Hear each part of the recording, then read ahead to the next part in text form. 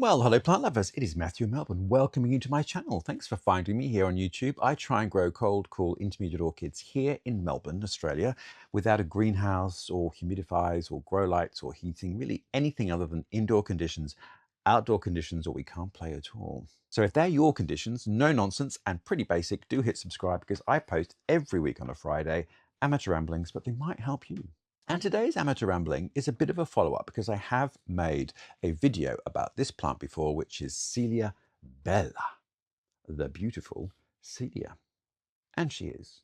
Now, I made a video before about it, but that was a couple of years ago, and I've now had this plant for a few years, and I've really figured out what it wants, which is always a useful thing, is it not, plant lovers? So what I thought I'd do is just do a bit of a recap on this because I have changed my attitude about this plant, and I'm going to share that with you. So it's a Central American orchid, does grow in a variety of altitudes, which is something we will get to in a minute. So there's 5 species in the genus, and they are epiphytes, terrestrials. This one is sometimes a terrestrial, Coelia bella, and from a variety of altitudes and therefore conditions. Now, Coelia comes from the Greek, meaning belly or abdomen. Bella means beautiful, but it's actually to do with an empty cavity. So there's something about the flower form which suggests this empty cavity. Anyway, there you go. Sometimes etymology is a little bit left of field, but Coelia bella, quite an easy name and quite a beautiful plant. So firstly then, looking at the plant, got very, very large pseudobulbs. So it looks like many an other orchid with beautiful strappy leaves that come from those pseudobulbs. It produces a new growth vis-a-vis this, which will then mature in a year into a new pseudobulb. And these mature pseudobulbs then produce your flower spikes from the base. Now, it's midwinter when I'm filming this, and this is when mine flowers, and they do tend to bloom autumn, winter. Great, because it's fantastic to have such a delicious looking flower at this time of year. So this one's described as a terrestrial, sometimes an epiphyte, which means it's probably, opportunistic, but that does mean perhaps a very particular medium. So let's go through some of the care that I have figured out with mine, because it hasn't always been an easy journey for me. So firstly, potting. So what I have used in this is an out-of-the-bag orchid mix, which is something I use for a lot of terrestrials. So it's medium bark, but it's a little bit more granular-like. So you could just use medium bark with a little bit of potting mix, regular sort of plant mix thrown in just to make it a bit more, soily, I suppose, want of a better word. But you can imagine this would be growing in mounds where there's moss and leaf litter and other things have built up, and it gets its roots into those. So although it's a terrestrial, it's kind of not, growing like a perennial plant. It will probably be on these accumulations and mounds of detritus, and ditto if it's growing on a tree in those forks and branches where detritus has collected. So that's the first thing to bear in mind. I have mine terracotta pot, but you could grow yours in whatever you want, whatever works for you, just as long as it is free draining so the roots don't stay wringing wet. But this is a plant that does come from a fairly consistently moist environment. So you do want a potting medium that can retain moisture, not to the point of being wet, but is free draining, that you can then also just keep the moisture level up. So you might also want to include a bit of sphagnum moss in it just to keep the moisture level there. Depends on your exact climate and your watering regime. So perhaps think of it like a zygopetalum in terms of its potting and water requirements. Now, when I first read about this, I wasn't convinced it was a cool grower. So it does grow from a variety of altitudes, but it was never described really as cool. But mine just did not do very well inside. So it's a lowish light plant, so it doesn't want huge amounts of direct sun. It could get very gentle early morning light, but then quite diffused as the day moves on. So the position I gave it inside was kind of perfect for that. But it did flower once for me, but the flower really didn't last very long and didn't look great. And the plant just wasn't very healthy. You can see that there's, on these older leaves, there's spotting, and it just didn't look like it was thriving and particularly happy.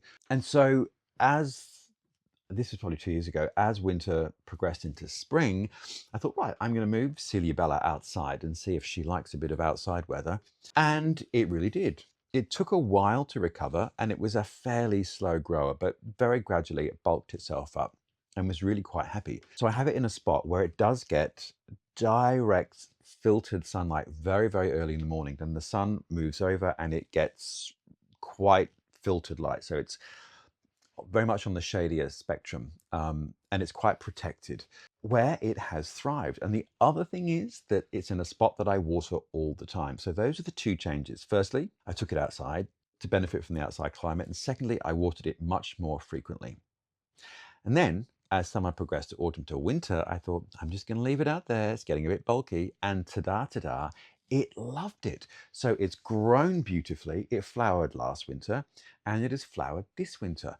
Now, the name of the game with Coelia bella, I think, to make it look like anything is to build up the plant into a specimen, and then you'll get rings of these flowers all around the new pseudobulb growth. So I had a flower last year here, which we can just see. I'll come in and show you all that sort of dead material from this pseudobulb. Now that pseudobulb has produced this one, which will then mature over spring and summer, and then the following winter, hopefully flower. And then I have this new growth here doing the same thing. So perhaps next year I'll get 2 flower spikes. So in terms of a growth, it's kind of like, say, a cymbidium. You spend all season growing a new pseudobulb, then it goes dormant, and then the following spring, you'll get your flower. But in this case, it's winter. But it's that sort of cycle, which is like many plants, actually, many orchids. Pseudobulb matures, rests, sends out a flower, then sends out its new growth. That matures, and the cycle continues. But the revelation for me was temperature. So it just loves our cool temperatures. Now, I don't freeze out here. Our minimum might get to about 5 degrees centigrade, which is the high 30s, low 40s Fahrenheit. So pretty chilly. You'll see your breath, but it's not frozen and you don't get frost. I don't think this is a plant that's going to like frost, but if you're a similar condition to me, which is like maybe San Francisco, similar climate to Melbourne, then I think you'll do very well. Now, it can also, though, deal with heat because we do get hot summers. So again, as long as you're keeping it moist and watering it more frequently, it does not mind those hot temperatures. Again, just protecting the leaves because it is a lower light plant. So I think mine suffered a little bit when it was inside, getting a little too much direct light in the middle of the morning at a time when it didn't want it. Now, the other thing, so the flowers are quite beautiful. They're these sort of translucent white with a touch of lemon and a touch of pink. And supposedly smells like marzipan. Mine has never smelled. Now, maybe it's because it's quite an overcast, dull day. Maybe it's the time of day. Maybe the fragrance gets switched on towards the evening, perhaps. Depends what might pollinate it. Anyway, at this point, I haven't caught the fragrance, but maybe I just need to sniff it over a 12-hour period to find out. But the other thing about the flower, which is why I've got these little snippy scissors here, is the sheaths always turn this brown color, which does, I feel, detract from the beauty of the plant. So I, plant lovers, am just going to snip off the sheaths of these flowers. So every image of Coelia bella that I've seen has these sheaths that have discolored. So I'm just going to trim mine off because that does look as though you have not treated the flower correctly, or perhaps it's got too wet or whatever it might be. But no, it is what this plant does. The sheath dies off when it's done its business, which is protecting the new buds as the flower emerges. There's one more there. So there we go. Already it looks so much better, does it not? The other interesting thing is just the flower spike itself. So it's this quite short stem with this burst of of flowers. And I have got 1, 2, 3, 4, 5 flowers, which I think is fairly common. I think the more mature the plant gets, you might get more individual flowers on your raceme. But it's an odd thing. And when it's emerging, it does look very, very much like a new growth point, except it does tend to be a little wider and flatter. So it does look slightly different to the new growth when it's emerging. And mine always flowers at this time of year, midwinter. The spike emerges relatively quickly because it's quite short, they open quite quickly, and the flowers last a long time. However, when I was growing mine inside, they didn't. They literally last maybe a week. And I realized that's because it was getting too hot inside because it's a winter flower, the heating was too much, and the flowers wilted and died. But outside, these flowers are lasting at least a month for me. I'm looking forward to this bulking up now that I've got it right. It is an outdoor plant for me here in Melbourne. So there you go. If you're in a similar climate to mine, bung your plant outside. Protect it from rain, but keep it moist. It likes those cool temperatures, and you should end up with some interesting flowers.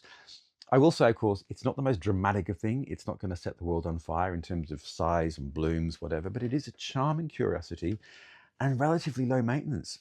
I give it a topical application of fertilizer in spring, pellets of slow release fertilizer, and then during the growing warmer seasons, I'll give it a liquid fertilizer whenever I'm watering anything else with that, which is either an orchid specific liquid food or a generic liquid plant food or more of a tonic, so seaweed based or the runoff from a worm farm, all of which I dilute down 1/8, 1/10, so you're really not overfeeding the plant and get it through the warmer season.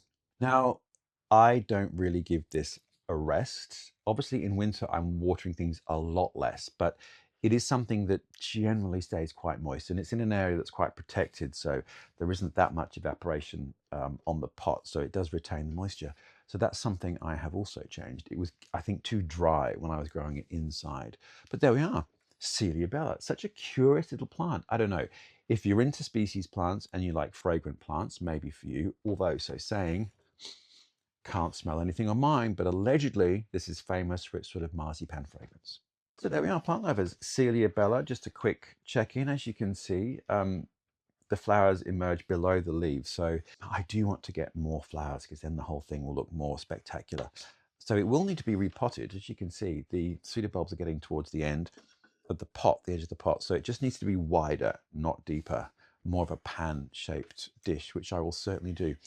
As I said, it did take a few years to really get its oomph on this. I think now that it's happy, it's really growing super well. But it grew when I was growing it indoors, but it just didn't thrive. Whereas now it is really loving life. Oh, actually, there's 3 new growths. So maybe next year I'll get 3 flowers. Anyway, watch this space. Next winter we'll check in. Well, there we are, plant lovers. Celia bella, quick check in. It's a gorgeous plant. Oh, and I got this from a supplier called Dark Star Orchids, which is a great specialist in species orchids. They don't have a huge number of plants, so it's, maybe 1 or 2 specimens. So bear that in mind, but a great source for species orchids. This is not something you see that often, unfortunately. And I did buy this years ago when I had no idea what I was doing. So I'm glad I've kept it alive and finally found the right way for me to grow it. So yeah, plant lovers, many thanks for dropping in. I hope wherever you are, all is well in your orchid world. I look forward to knowing whatever might happen next week. Who knows? But if you want to know, hit subscribe because I post every week on a Friday. Amateur ramblings, as you've seen, but sometimes I get there in the end and it might be useful to you. So I look forward very much to seeing you next week. I hope all's well and see you then.